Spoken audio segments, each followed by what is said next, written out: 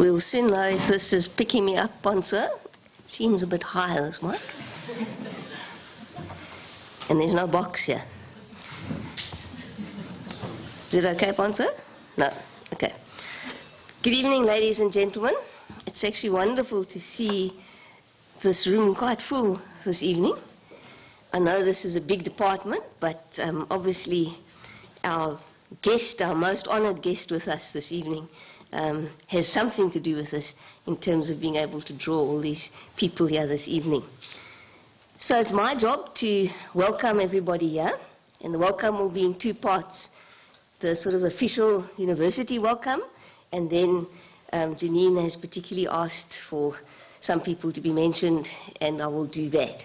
So let's just get going then. So it's my pleasure to welcome you to this inaugural lecture that is going to be delivered by Professor Janine Kruger. In particular, I then want to acknowledge and recognize our Vice-Chancellor, Prof. Mutwa, our Deputy Vice-Chancellors. This evening we have three with us. Dr. Mgwibi is going to be doing the closing remarks, and then we've got Professor Kiet and Mr. Hasachi as well. That's wonderful. And then we have executive deans of faculties and their representatives, deputy deans, but in this case now particularly Professor Hendrik Lloyd, the executive dean. Muki's not here. I used the executive dean word. The executive dean of the Faculty of Business and Economic Sciences that is being featured this evening. We've got a number of professors here and members of the Academy of the University, and some of those who've retired but remain connected to us, members of senior management, students, friends and colleagues who are joining us online this evening. In particular then, there are some honored guests and family members of Prof. Kruger that I specifically want to welcome. There's her husband, Dion, and Dion, she put down next to your name, my one and only. So that says it all. And then her children, Duan and Anka. There they are over there. They also happen to be students at this university, which is fantastic. The family tradition continues. And your mom is very, very proud of you and your achievements, and so she's very happy to have you here this evening. And then her sister, Dr. Lynette Barnard, who is in another faculty and has been her anchor. Great to have you here. And then Karen and Keith Evans. Karen is her mom's sister, and Keith is her husband, and they've actually traveled quite a way to get here this evening, so we're very grateful for that. And then Janine has also singled out some of her mentors, Professor Johan Bosch, Professor Eileen Mazibuka. It's so nice to see Eileen again. Haven't seen you for a while. And Prof. Mimi Struvik, who've accompanied her during her postgrad studies and assisted her and mentored her during her academic career. Doesn't mean the academic career is at an end, it's just so far, okay?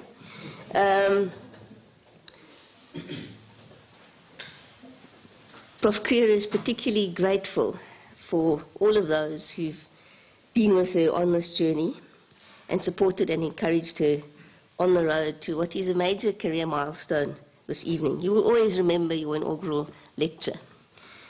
I can still remember mine, so it must be possible. And we know that the support of family and colleagues is just so important to help us advance in our careers and achieve the successes.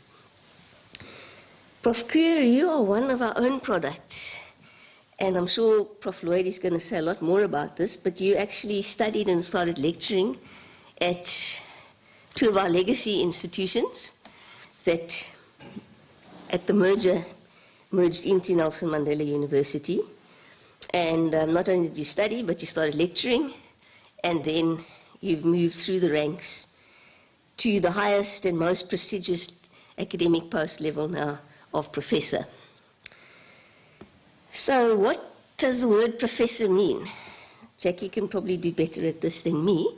But literally, professor derives from the Latin and means a person who professes. That was terribly helpful, I must say, when I read that. But let's add a little bit to that. So professors are really experts in their field, and experts not only as scholars, researchers, teachers, but also in sharing that expertise with our wider publics, which is so important for us as a university. So it's an all-round, in a sense, person who professes their expertise. So what then are the hallmarks of a professor? Because there's some sitting in the audience who aren't professors yet, but are aiming to be there. And so what are some of the criteria that we look at to be able to promote somebody to this highest academic rank? On the one hand, it's about providing leadership in learning and teaching facilitation and innovation and curriculum design. Academics who become professors actively engage in sustained research projects, and she introduced me to some of her research, I don't know what the word was that you used anymore, but anyway, your colleagues, let's call them that. So actively engages in sustained research projects to contribute to the body of knowledge in your discipline, and the supervision of research masters and doctoral students. Publishes regularly, presents papers at conferences, promotes research culture in the department and the faculty, mentors young colleagues, and the last one I'm going to highlight, displays academic citizenship in terms of involvement in committee work and leadership in the university, and shares their expertise beyond the university with our communities and our broader public, as well as in their academic disciplines, nationally and internationally. So now, Professor Kruger, when your promotion was considered, and I think I was at your interview, I just wanted to check because I was pretty sure I was, but I could have been wrong. You'll know that the panel comprised not only of your peers, but also of an external expert and in your discipline, and the panel endorsed that there was clear evidence that you met and exceeded the criteria that I've just outlined.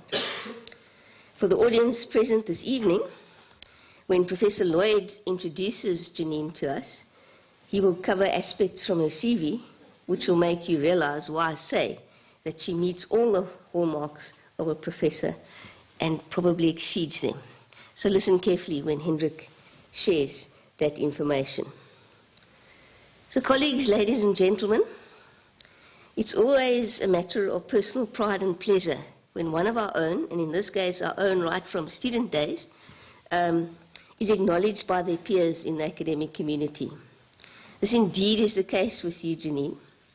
Let me congratulate you, Professor, on your outstanding achievement. And I particularly use the title Professor there because my experience is that once you have that title, people actually listen to you more than when you say the same thing, when you said the same thing without the title. So it's a very important title. It engenders something in people that they understand that you're a person with a lot of expertise in your area. So being promoted to the level of a full professor is the ultimate recognition of your remarkable accomplishments as an academic, an engaged scholar in your academic discipline and field of research, and as an academic citizen. As part of Mandela University acknowledging your achievements, we have this evening given you the opportunity to profess some of your knowledge and insights that you've gained through your scholarly work at this auspicious occasion of your inaugural lecture.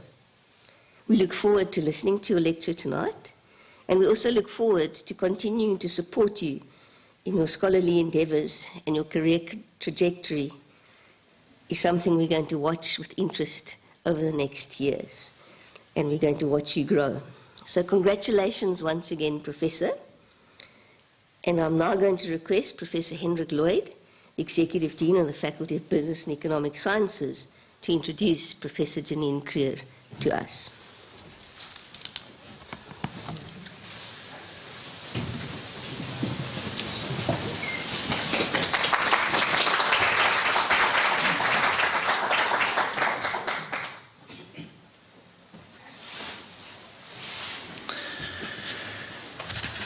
Thank you, DVC Professor Foxcroft, Deputy Vice-Chancellors, fellow Deans, Deputy Deans, Professors, Emeriti of our faculty, colleagues, ladies and gentlemen, it is my distinct pleasure to introduce to you tonight Professor Janine Kruger with her inaugural lecture entitled Is E-Business the Saving Grace for Retailers during COVID-19? And I think we are all sitting with that kind of question in our minds, and it will be an interesting discussion to be had. Janine was born in Cape Town and moved to Port Elizabeth in 1981. She matriculated from Framesby High School, and she started studying towards her BCom degree, majoring in business management and computer science in 1990. After graduating with her BCom degree, she continued with her honors degree in business management. And of course, from there, after she graduated with her BCom honors in business management, Janine started her academic career in 1994 at the then Vista University, teaching marketing management and operations management. And of course, Janine, that is when I met you also for the first time, because we were then colleagues at that moment in time. Of course, in 2004, Janine graduated from Vista University with the MCom degree in business management. And just an interesting fact, Janine was one of the last cohort of students to graduate within the Vista University space as well. So it was also a very memorable occasion. And the title of her dissertation was the South African Tourism Agency's website, were they compliant with the ICT Act and how did they align to the International Tourism Agency websites. During April 2013, Janine graduated with her PhD in business management, and the thesis focused very heavily on the internet-based businesses and their role in the wider economy. Janine was promoted to senior lecturer in 2014, to associate professor in 2017, and of course to full professor at the beginning of this year, and that is why we've got the pleasure of listening to her inaugural speech tonight. During her 28 years of lecturing, Janine taught various undergraduate and postgraduate modules throughout the academic platform, first year all the way through to fourth year and beyond. And her lecturing experience ranges from introduction to business management and tourism management at the first year level, logistics and purchasing management, as well as marketing management at the second year level, operations management and financial management at the third year level, and then of course advanced strategic management and investment management at postgraduate level. Janine also received the Faculty Excellent Teacher of the Year Award in 2011, and she was also our faculty's Emerging Researcher of the Year. So an all-rounder, both in research as well as in learning and teaching. With regard to postgraduate supervision, Janine successfully supervised 36 honors treatises, 7 master's dissertations, of which 3 graduated cum laude, and 5 doctoral studies. She also is currently supervising various honors, master's, and doctoral studies, and is both in the capacity as supervisor and co-supervisor. Janine also published widely, nationally as well as internationally, and to give you an idea, she also presented 41 conference papers, both at national and international level. Some of these papers, to be exact, 3 of them won Best Paper Awards at the conferences, and some of them were also recognized for the excellence in research that she's contributed during those conferences. Janine co-authored several chapters in 2 academic textbooks, and she's also appointed as a professional reader for publishers within this textbook space. She's often also asked to review papers for conferences, and she also acts as a panel member for the NRF in terms of applications that needs assessment. Currently, Janine is appointed as the statistical advisor for an international journal for the next 2 years, and of course, at various occasions, Janine also acted as a track chair for international and national conferences. She's also on the review panel that will review programs for various public universities, and also regularly takes part at colloquiums that evaluate and assess master's and doctoral programs.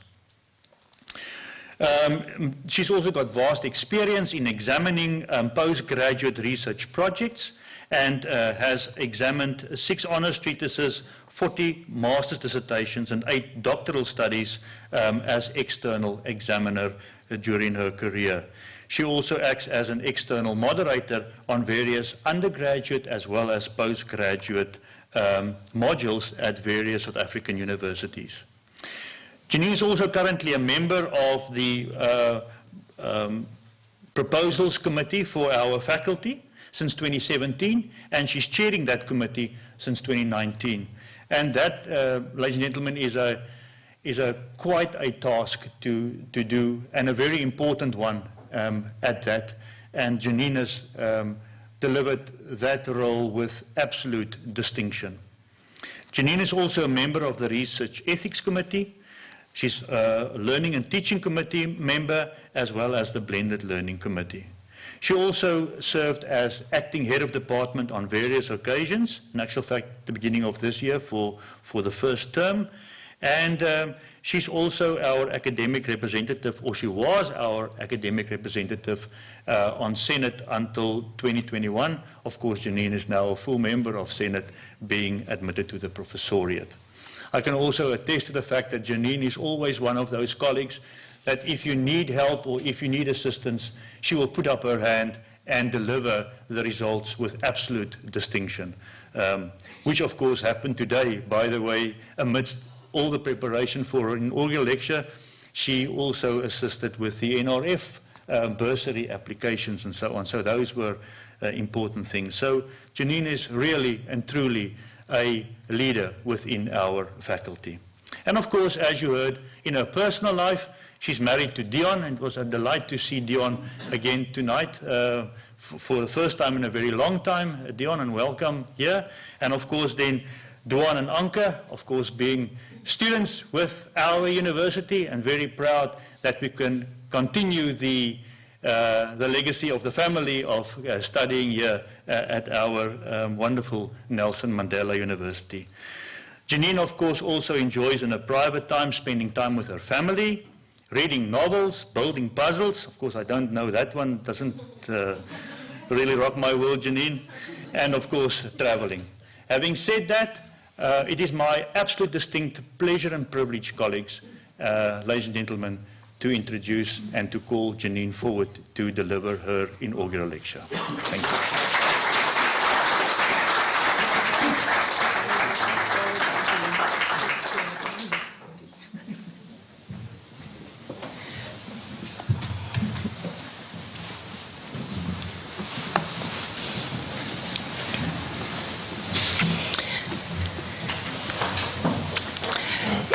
Ladies and gentlemen, as you heard, I'm Janine Kruger. I'm from the Department of Business Management, and it's for me a very proud moment to stand in front of you. Very nervous, proud moment, I should say.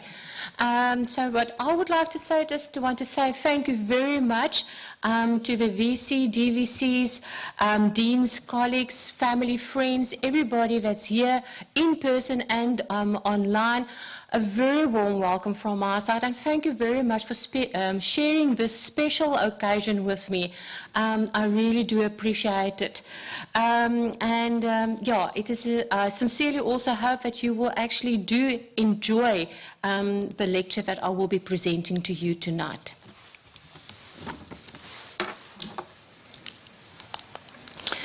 Okay, as you can all see, the title that I chose is e-business the saving grace for retailers during COVID? Now, you may then think, well, yes, you've got this question, but are you really asking this question? Isn't the answer obvious that it should be yes, that, you know, it is the saving grace? So we need to go and look at what happened within the retail or the business environment in that space before we really can actually answer that question. So what happened over the last few 2 or 3 years, we know that the world actually turned upside down towards the end of 2019. That is now for the world, and our lives and the life within our business environment in South Africa also then obviously had a major change in March 2020. And due to the changes within the business environment, we know that the retail industry actually then also have been affected. And we as customers, we actually have lived experiences because we couldn't attend to or couldn't patronize our own retailers. So we had to find different ways of getting our groceries, as a simple example. Now, so it's not only the retailers that has been affected, but it's us as the consumers that have been affected as well. Now, if you look at some of the previous research and we look at the World Trade Organization, they actually indicated that the pandemic, and this was in the beginning of 2020, they actually have indicated that it's actually a very good time for the retailers or for businesses in general to actually develop an e-commerce strategy, as it can be an economic driver for the economies. Now, if we look at prior to COVID, we can actually then see that the South African e-commerce sector actually grew by 66% as from 2019. And then we also evident that the in-store shopping actually also declined by 30% in 2020, which is obviously quite drastic if you think in terms of the businesses that we have. And since COVID, they also have found that approximately or more than 70% of South African consumers do shop online at least once a month. And this was a study released by Deloitte in 2021. And the reason cited for this high percentage of more than 70% of consumers that do shop online is that it's convenient and that it is saving time. So now whether these retailers actually develop a new strategy or whether they're actually taking their current strategy and expand on that strategy, they had to make some choices and made some changes to the way they are doing things. And that is just to remain not necessarily competitive, but to remain sustainable. And if we look at the economies over the world, we can actually see that the economies are very much affected. So if we look at, for example, the FTSE, the Dow Jones Industrial Average, and the Nikkei, for example, they all have plummeted when a number of cases of COVID-19 actually increased. Also, in the same vein, the GDP globally also decreased. So that is evident that the business world actually took strain from the COVID-19. So, and we also know that some of the industries actually closed, and some of them actually were very severely affected. I'm just thinking from the top of my head, I think in terms of the tourism industry. People were restricted, they couldn't travel. Therefore, the travel industry, the tourism industry were very severely affected. But fortunately, the retailers that provided essential products and services, they could actually trade. However, they were allowed to trade, but under very restrictions, the lockdowns that we had. And that evidence can be found, as I indicate there, that some of the retailers actually reported a decline of sales of up to 90% of their sales. Obviously, then we can realize why many retailers actually had to close the doors. But the research that they have done also found that there were only approximately 10% of the retailers that indicated that they have not had any reduction in sales. So that is also possible. But very important to note is that this 10% of the retailers that did not have any reduction in sales were actually retailers that were found within neighborhoods. So it's easily accessible by the consumers, whereas the retailers that were affected,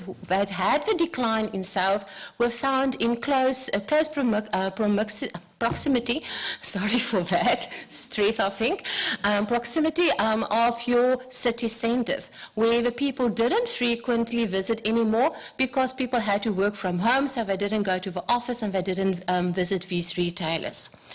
And then if we look at the first wave that we had in 2019, in the second week, they actually found that e-commerce exploded. Okay, in terms of the sales. Sales increased drastically, but I mean that is expected because that was the only way we could actually get our goods to our house, by buying online, getting it delivered. So that is the only way. So that was then obviously not a surprise because we all have actually expected that. But they also found that the revenue increased year on year. And that is something that we also know because more businesses over time are actually engaging on online activities, trading online. So yes, year on year e-commerce activities increased, sales increased. But if we look at during the pandemic, the sales actually increased significantly, more than what it was in the previous years. Now, what were the coping strategies applied by these retailers? Firstly, they reduced inventory because people didn't visit their stores, they didn't buy, so they basically reduced the inventory to the basic goods and services that is required by the consumers. They also have started to use technology such as social media, communication via social media with the consumers, trading using social media, for example, taking orders via social media. They're using apps. If I think in terms Pick and Pay ASAP, I'm talking about the Checker 6060, for example. I know Clicks, although it's not Clicks, Spar, although it's not actually published on their website or in their annual reports, I think all of us has experienced it. Some of the Spars, they allow you to WhatsApp through your orders, and then you can go and pick up, or they actually do deliver it to your house. So they do home deliveries as well. And some of the retailers even went further and they made use of third-party platforms, for example, Mr. D, to deliver your products to your house. Now, if we look at all these strategies, obviously it will have a staff implication for the retailers because they will now need staff with a different skill set to assist them in managing this whole online processes. And obviously, there will be a cost implication regardless of the type of strategy that you will actually make use of. So if we can look at the research regarding the influence of COVID, obviously when COVID came out, if I can call it like that, everybody went onto the bandwagon and started to research something about COVID. Now, some of the research regarding the influence of COVID is that they looked at the influence on consumer behavior, for example. They look at moving to online stores from a business perspective. They look at the online shopping that is increased among older consumers. Which was also quite interesting to read. They look at also that consumers, or something that they found is that consumers are more willing to shop online and to remain online consumers. Obviously, this poses some problems for the retailers since we are going back to being able to go and visit our retailers in person. And the research also have found that if there's a health risk, then there is a move towards online shopping. And this is evident already since 2005 when the SARS pandemic actually came out. And that is where they actually first discovered that, or found that consumers are actually going online and they remain online. And they don't have a tendency of necessarily going back in store to go and actually buy their products in person from the stores. So at the end of the day, they found that people are buying less in store and they are buying more online. Now, at the end of the day, what is very important is that the businesses actually then create extraordinary in-store experiences to actually try to get the people back in the store, but also to create extraordinary online experiences that consumers can also keep engaged by buying online as well. So what are the types of online presence? And now I want to take you back to my PhD study that I have graduated with in 2013. I've looked at the valuation of internet-based businesses, and during this process I've looked at what are the different types of internet-based businesses. There I've looked at that you can actually divide it into two categories. You will first have your brick and click businesses, and then you will have your online businesses. So when you look at the brick and click businesses, this is businesses such as Pick and Pay, Spar, Checkers, but then you also have your online businesses. So this is where you won't find a brick and mortar store where you can actually go to and do things like, for example, if I take internet search engines like Google and Yahoo. I mean, yes, they have brick and mortar business or premises, but that is where the employees work. It's not where the consumers will go to. So if we look at the click-only businesses, those are the businesses like Amazon, Takealot, your internet search engines I've already mentioned. Then we also have your internet social network, such as Facebook, Instagram, LinkedIn. I didn't have Twitter in there because I don't think Twitter actually existed then already, but you can actually now include it there. And then your other authors, your others is your auctions and your blogs. So those are your online businesses. So basically, you have your brick and mortar businesses, which is only your physical store where consumers will go to go and buy from, and your brick and click will be where you have your brick and mortar businesses with some form of online activity, and then you have obviously your online businesses where you will do everything online. Just to give you a snapshot of that. So once we have identified that we have brick and click businesses and online businesses, with regard to brick and click businesses, we can then go and say, well, but what different types of brick and click businesses do we have? Again, I'm taking you back to 2013 to my PhD study. I've used various authors, the different e-business models that they have proposed, and I came up with this e-business model stages. So you will see on the one side we have our brick and mortar businesses, our brick and click businesses, and our click only or our online businesses. Now your brick and mortar businesses, you can obviously have your no online presence, meaning there's not even a website for the business. Your limited online presence is where you basically just provide information to your consumers. No activity is actually taking place except maybe a customer service email link for the consumers. Then we have a brick and click where we have our interactive online presence. That is defined as where you will perform some activity, online activity, where the consumer can buy something, they can pay something, but it is very limited. And then your e-commerce is where you will actually place orders, you will buy, you will pay, and it will be delivered to your house, while having a brick and mortar business where consumers can actually go and visit. And obviously, the click-only or your online business is your electronic businesses, such as your Amazon as example. So basically, those are the classifications. Now, the reason why I've given you this background is because what I'm going to do now is I actually try to make it a little bit more interesting. So what I've done is I've taken 4 retailers and I have analyzed them. I firstly went and classified them in terms of whether they are a brick and click or brick and mortar brick and click, and if they are a brick and click, in what e-business stage they are. And I've done it for the period 2007 to 2011. And then I've done it for the period 2017 to 2021, sorry. Now, the reason why included the 2007 to 2011 period is that we had the financial crisis during the 2008-2009 years.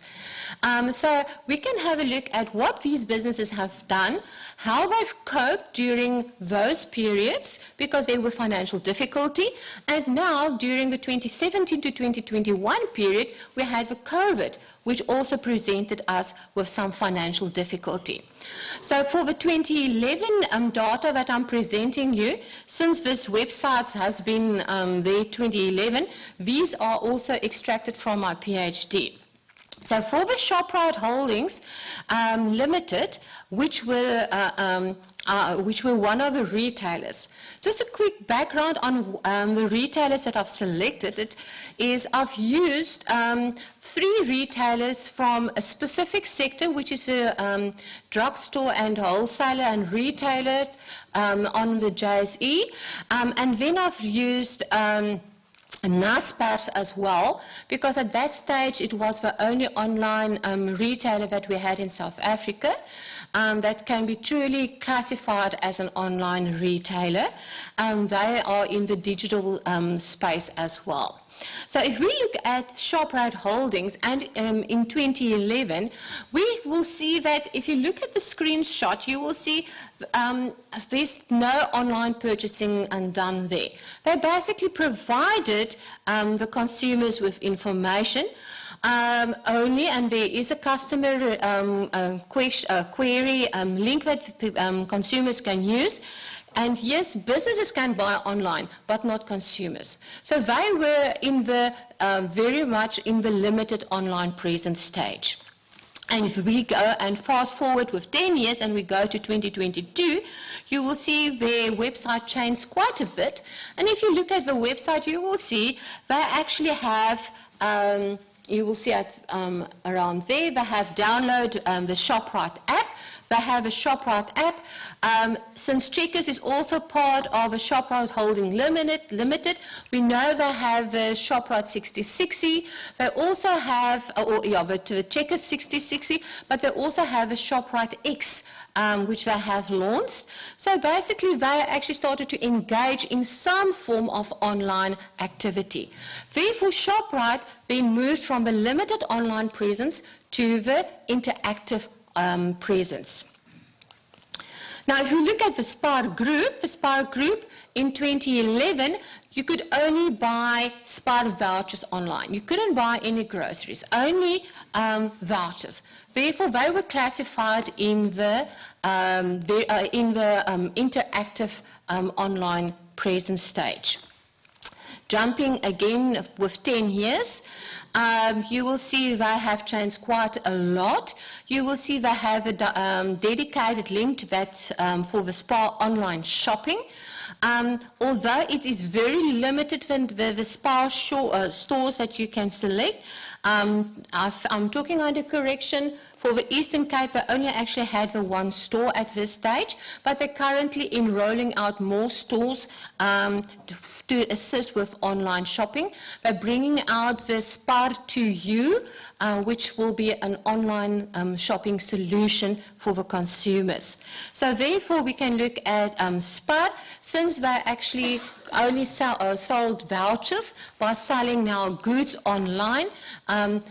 The Spar Group moved from the interactive online stage to the e-commerce stage. If you look at Pick n Pay, they've been in the e-commerce stage in 2011 because you could buy goods online, you could order it.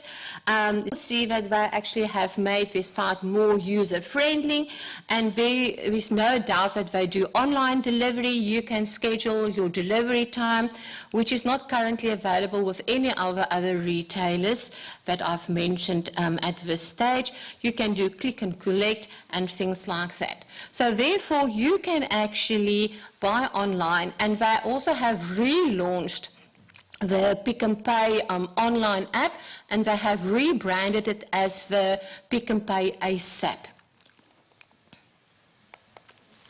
Then if you look at NASPARS, This is the site from 2011. You will see it's very small though, but you will see they list all the companies that they have there. And if you look at NASPAT, you will see they are involved in television, they're involved in internet, they're involved in media. So they are all over the spectrum. So unfortunately, they do not have any online transactions on the website of NASPAT. However, if you go to the subsidiaries of NASPAT, then you will actually be able to do your online trading. And therefore, NASPAT was regarded to be in the online space. Jumping to 2022, you will see they have made their website a little bit less cluttered. They identify the three main businesses that they are involved with. And you will see they're still involved in the internet, they're involved in social media, they're involved in media per se, printed media, as an example. So they are still all over the show, if I can call it like that. They do food as well. And this is where you will get, for example, Mr. D. So they are all part of NASPAT Limited. And NASPAT Limited is obviously still regarded as an online business.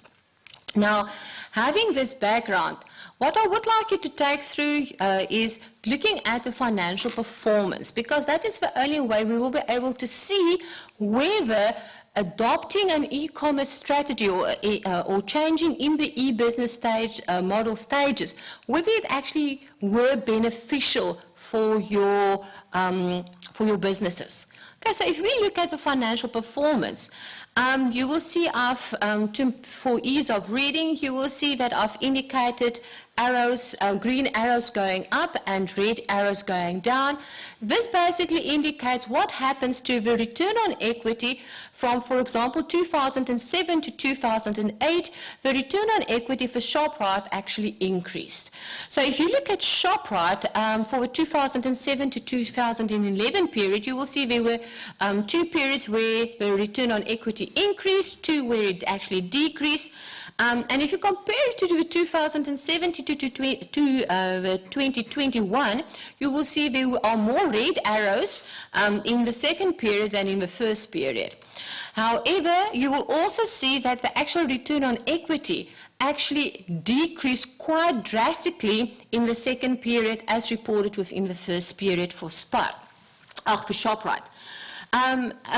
If we look at SPAR, for example, the same is applicable, but in the 2007 to 2011, there are more red arrows, so the return on equity decreased for more periods during the financial crisis period, if I can call it like that, than during the pandemic period, which is the last period.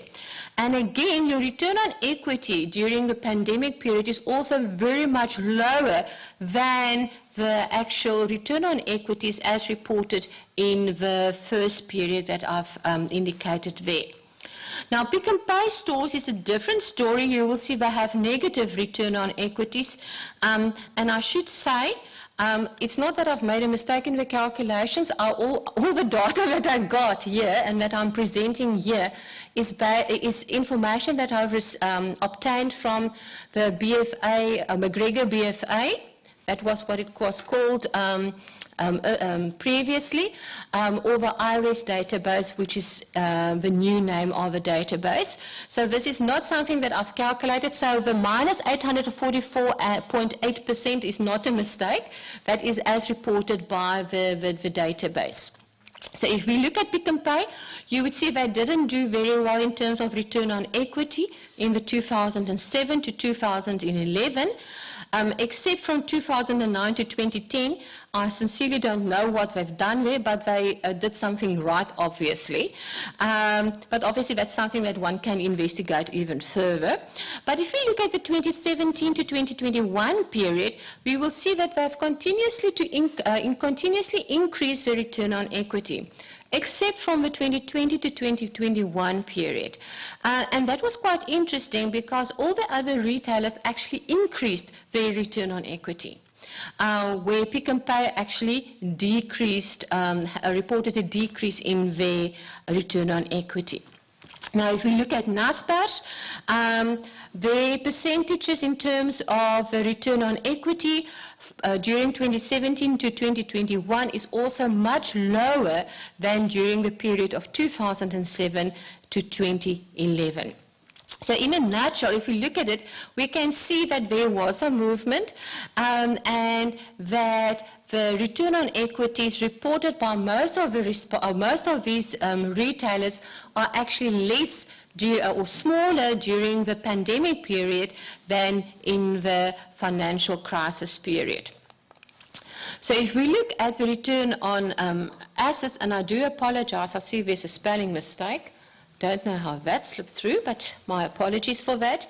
If you look at the return on assets, you will see during the 2007 to 2011, you will see that Spar and Shoprite had 3 periods, consecutive periods, where they actually reported an increase in your return on asset, with the 2011 indicating a decline. Whereas for Pick n Pay and Naspers, it was a little bit a different story, but you will also see for Pick n Pay, the 2011 return on equity is the lowest than for any other years, which is not the case for Shoprite and Spar. If you look at Naspers, we also see that they actually had some mixed results, but I mean, if we look from 2007 to 2011, they nearly doubled their return on assets, especially if we think in terms that the 2008-2009 was a financial crisis period, and that as from 2010, the recovery of that actually occurred. Going to the latest period of 2017 to 2021, we will see also more declines or equal number of declines than increases. But if we look at the 2020 to 2021, we will see that it is basically the Spar Group and Naspers. Those were the only two that actually showed an increase. And this can be, if you think in terms of Spar, they went from being in the interactive to the e-commerce stage. So that can be one of the reasons why they may have increased the return on assets. And Naspers, they obviously they are in the online space, and they have created additional ways of delivering their products to consumers, adding different retailers, which can also be then obviously a reason for that. If we look at the net profit after tax, the growth rate thereof, you will see there are many red arrows. So for Shoprite, and Pick n Pay, for example, they had 3 consecutive years which reported a decline. And if we look at the 2017 to 2021, you will see there are less red arrows, which is quite interesting, especially we think in terms of the influence of COVID on the retail sector. If we just pay attention to the 2020, where we were actually where we had the lockdowns, you will see all the retailers actually had a negative growth in the net profit after tax. It also then, except that it's a negative percentage, it actually declined from the previous year. And the only difference is that of Naspers. Although it is still a negative growth in the net profit after tax, they actually improved the net profit after tax as from the previous years.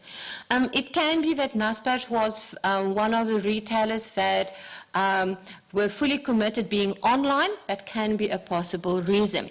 But if you look at 2021, all the retailers did very well, except for Pick n Pay, that still had a decline. But if you look at Naspers, I mean, it's a nearly 114% increase from the previous year, which is also interesting. One of the reasons can be that Naspers actually had a very wide footprint, considering the different type of businesses that they actually have under their wing. If I think in terms of DSTV, Showmax, all those type of businesses that fall under them. Now, if you look at the net profit margin, you will see for the 2007 to 2011, there's not so many red arrows, and you will see it's fairly balanced out. There are more green than red arrows during those periods, meaning they have increased the net profit margin, which means they were fairly profitable. But if we look at the actual percentages, we will see that all the businesses actually improved their net profit margin before the financial crisis to after the financial crisis. If you can look at the 2007 versus to the 2011 percentages. But if we look at the 2017 to 2021 period, we will see that there are a lot of red arrows, meaning the net profit after tax, or the net profit margin actually decreased. And if we pay specific attention to 2020, it's no surprise that all the businesses actually showed a decline from the previous year. And if we look at the 2021 period, we will see all the businesses except Pick n Pay actually showed an increase. All of them are more or less aligned with the active to the e-commerce. So they were actually getting into the space of Pick n Pay. And we're starting to compete with Pick n Pay in terms of that online space. And that can be a possible reason why Pick n Pay actually decreased. Added. What I have done here is I've indicated to you the economic value added as reported by the McGregor BFA for the 2007 to 2011 and by IRS for the 2017 to 2021. And below the values you will see I've included a percentage. Some of them are in red. The reason I've put it in red that you can see it's a decline. So it's a decline from the previous years. So you will see, if we look at the 2007 to 2011, you will see it was only Pick n Pay and Naspers that actually showed declines in from the previous years of their economic value added. So if we look at the 2017 to 2021 period, you will see there are a lot of negative values, and especially in the 2020 period or coming from the 2019 period. Now, remember Naspers, they have a global footprint. So this can already be an effect of the pandemic that has been reported in 2019 and then flowing over to 2020. Now, we cannot yet answer the question that I've posed in the beginning. So what I'm going to quickly have a look at is what is the relationship between all the ratios that we've looked at, the net profit after tax growth, as well as the EVAs. So what I've done is I've looked at correlations, and I've found that there were no correlations between the return on equities, the growth in the net profit after tax, the net profit margins, or the economic value added. However, I found a strong relationship between the return on assets of SPAR and Pick n Pay. Now, in a nutshell, this means that if the return on asset for SPAR is going to increase, then the return on assets for Pick n Pay will also increase. But and this is based on only the 2017 to 2021 results. So what is very important to note is that both these retailers are in the e-commerce stage. So if you're in the e-commerce stage, there will then be a relationship with regard to your return on assets, but none of the other ratios or performance measurements that I've presented so far. Now, I've looked at correlations, then I've looked at the relationships. Now, the relationships, no relationship was found between the growth of your net profit after tax for any of the retailers for the period 2017 to 2021. And this relationship is per retailer. So I've only looked at, for example, SPAR, and I've looked at what happened to the ratios, all the performance measurements for SPAR for that specific period. I also have found no relationships amongst the economic value added for Naspers, which is the online retailer. However, For the return on assets, the return on equity, and the net profit margins, I did found relationships. So the strongest relationships were found for return on equity and the net profit margin for SPAR, which are in the e-commerce stage, as well as the EVA. And the return on assets I found for ShopRite, which is now currently in the interactive stage. The weakest relationships were for return on equity, return on assets, net profit margin, are for the online retailer, meaning your relationships are more profound amongst your business, your brick and click businesses, and not really for your online retailers. The weakest relationship were also found for ShopRite, which is also quite interesting because that is the interactive stage, meaning the relationships are stronger amongst or for those that are in the e-commerce stage. Now what I've done here is I said, okay, I've looked at each individual retailer, but now let's look at the different retailers and we combine them. So if we look at the return on equity, you will see I've tried to just put it in a picture format. If you look at the return on equity, we have found relationships between SPAR and ShopRite, SPAR and Pick n Pay, and we also found that the strongest relationship were between ShopRite and SPAR. That is the red arrow. Possible reason can be both of them moved from limited to interactive and interactive to e-commerce. It can be that both of them actually moved a step further in the e-business model. If you look at the return on assets, there's again 3 that we have found between ShopRite and SPAR, SPAR and Naspers, and Pick n Pay and Naspers, were the strongest one between Pick n Pay and Naspers. Then we can say, but why? It can maybe be that Pick n Pay has been in the e-commerce stage for so long that they can maybe be seen as competition to Naspers and vice versa, because Naspers, through their Take a Lot, for example, also deliver food and clothing, which Pick n Pay also offer. So that can be possible reasons. If we look at the growth in net profit after tax, no relationships were found.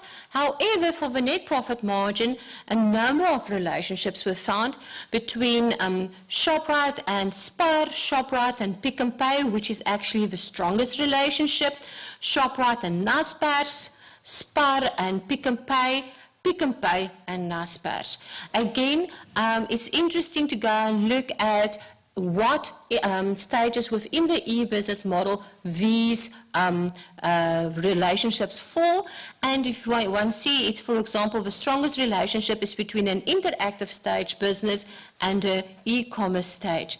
So, and if we think in terms of what's currently happening in the retail environment, I mean, there's currently a bit of a, can I call it a clash between Checkers or ShopRite and Pick n Pay in terms of a certain olive oil that they are branding with a new premium brand that Pick n Pay is bringing out compared to what is offered at Checkers. That can be a possible reason that they are actually stepping into the space that Pick n Pay is currently engaged in.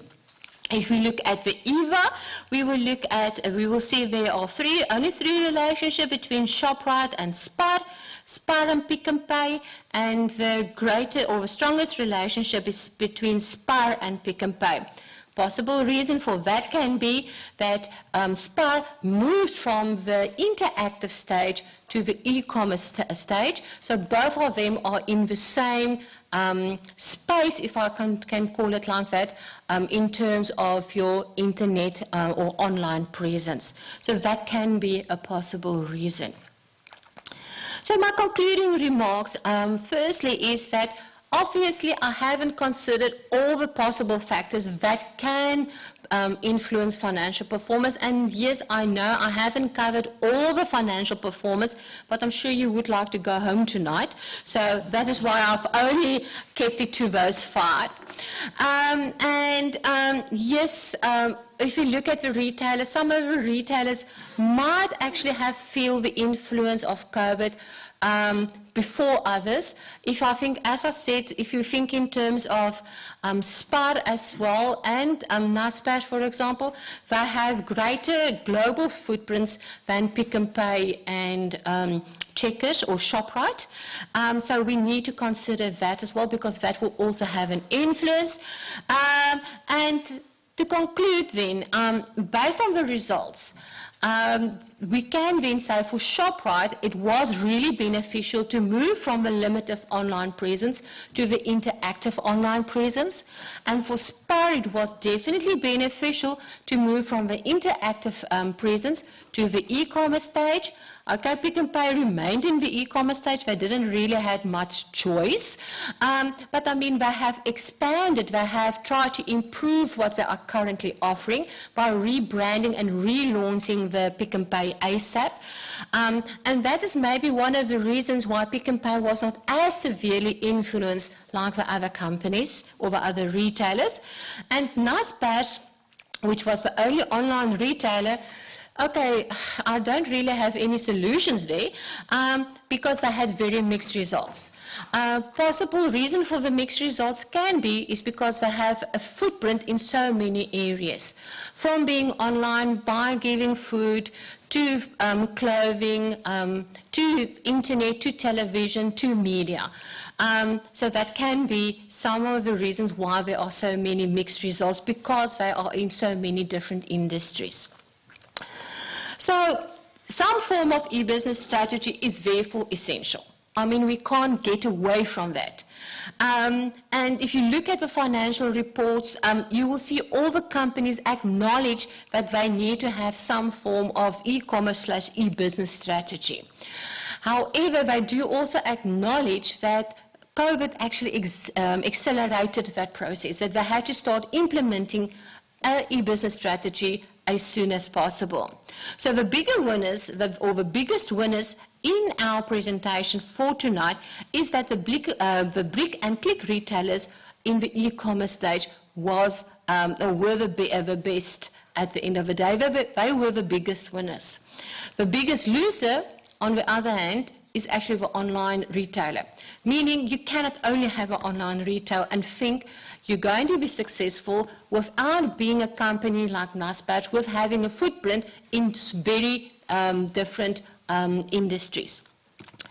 Now, brick and click retailers in the interactive stage, they might have survived COVID, but this is not going to help them in the long run. If they want to remain competitive, if they want to remain sustainable and being a responsible retailer, they will have to move to the e-commerce stage. So I'm going to come back to my question that I've asked in the beginning. Is e-business the saving grace of retailers during COVID? So yes, it is, okay? Again, as I said in the beginning, it's a no-brainer. It is definitely yes. But it comes with a big, very big, how can I put it, a very big reservation. So yes, the answer is definitely yes. But brick and mortar, as well as brick and click retailers, not yet in the e-commerce stage, need to get into the e-commerce stage sooner rather than later. They shouldn't wait for the next pandemic to be here, or the next financial crisis, because then it will be too late. So just to conclude, ladies and gentlemen, brick and click retailers need to create memorable experiences. Okay, but they need to do it in two places. Firstly, they need to do it within their brick and mortar store, because they need to get the people back into their store. So they need to find strategies to get the people into the store to come and browse. Because face it, when you stand in the queue, there are always more things that you buy than what you intended to buy, which is good for the business but not good for your pocket. And then in the online space, so there are many people that will remain consumers in the online space, or many people will do both. But you have to create an online experience that will actually engage your consumer, get your consumer to come back to you and not to your competitor. because many people are getting into the online space. And that, ladies and gentlemen, for that comment, I conclude. Thank you very much.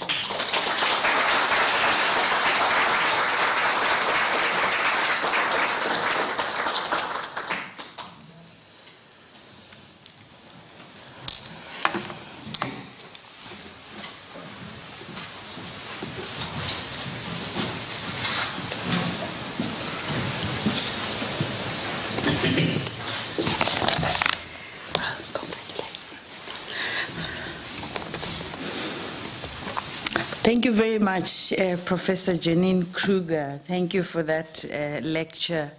Dear colleagues, you will agree with me that Janine has traversed an incredible journey at our university.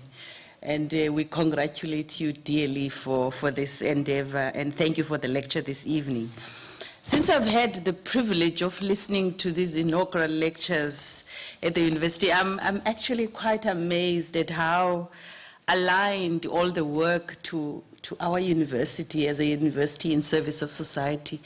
Everything that I've heard, including this, particularly tonight's lecture, is very much aligned to uplifting and developing society. And with your one, I'm a medical scientist by training. I can fully understand because it's lived experienced. And I would never look at Pick and Pay the same way. and thank you very much for that enlightenment. You've definitely schooled all of us. And congratulations on this all-round outstanding contribution as an academic at Nelson Mandela University, as you have excelled both as a teacher, as a researcher, as holistically as a scholar. And we congratulate you for that. I also particularly would like, I cannot mention this, that you are part of REC at the university, the research ethics and postgraduate coordination. So that's really warms my heart that you've got that energy, and you use the energy for assisting us at the university for developing scholarship, in addition to learning and teaching, of course. And the Alumni Association looks forward to your support. This is now the message I got from the Alumni Association of the university, and acknowledges your involvement, and also invites you to be involved in the alumni activities. And I think there's a special symbolic gift that they've given to us to hand over to you. It's a gift to acknowledge and also to welcome you as in the Alumni Association. Thank you very much, Janine. And we wish you best wishes, of course, for all your future endeavors, thanking you and the family that is here with you. They've already been mentioned. And I would like to thank the organizers and all the staff members involved in the arrangements for tonight's lecture. I thank the virtual audience that are with us. I can't count the numbers, but I know there's a couple of people that are watching and listening online, and also the alumni of the university that are also listening to this lecture. And now I'd like to invite all to partake in light refreshments in the foyer and have a conversation with the new professor, and take some photos and enjoy the moment. And now I would like the academic procession to be ready to leave the room, and request you to stand as we leave. Thank you very much.